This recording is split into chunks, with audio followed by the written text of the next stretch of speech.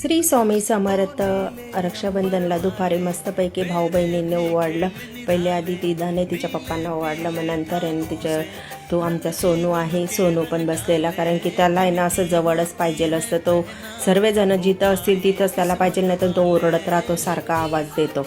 मग तोही बसलेला त्यांच्याजवळ आणि हिने मस्त आहे ना तिच्या पप्पांना औक्षण करून घेतलं दिदाने, आणि हिनं राखी वगैरे बांधून घेतली मस्तपैकी, आणि हिनं तयारी वगैरे छान केलेली त्यांनी तिघांनी मस्त केलेली. मी तर अजिबात तयारी केली नव्हती, कारण की ना मी माझ्या भावाला संध्याकाळी ओवाळणार होती आणि ती पण व्हिडिओ मी अपलोड करणारच आहे.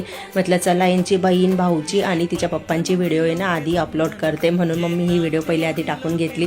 आणि मस्तपैकी तिने राखी वगैरे बांधलेली, आणि वेद पण राहिलेला होता, वेदला पण ओवाळायचं बाकी होतं. आणि आमचा सोनू तर अजिबात गांग सोडत नाही, कारण की त्याला आहे ना असं जवळच पाहिजेल असतं आमच्याजवळ.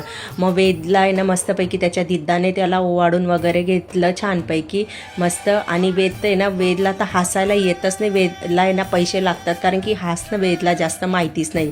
जेव्हा व्हिडिओ करतो त्या वेद अजिबात हसत नाही, आणि नंतर आहे ना खूप हसतो वेद. वेद तसा दिसतो तसा शांत नाही आहे, त्याला हसायला पण खूप सांगावं लागतं की वेद हा स्माईल दे, पण वेद अजिबात हसत नाही. मग त्यांच्या दोघं भाऊ बहिणीचं चालू होतं की वेद थोडा स्माईल दे, तर वेद आहे ना स्माईल तर अजिबात देत नव्हता. आणि मस्तपैकी वेदने पण राखी वगैरे बांधून घेतली. वेद पण तसा खूपच खुश होता, पण थोडा त्याचं पण चालू होतं की दिदाला गिफ्ट काय द्यायचं. पण दुपारीच त्याच्या पप्पांनी जाऊन गिफ्ट घेऊन आलेले होते, कारण की तिला पाहिजेल होतं गिफ्ट, तिला आवडतीच पाहिजेल होतं, तिला दुसरं गिफ्ट नको होतं, म्हणून तिच्या आवडतीच गिफ्ट तिला दिलं.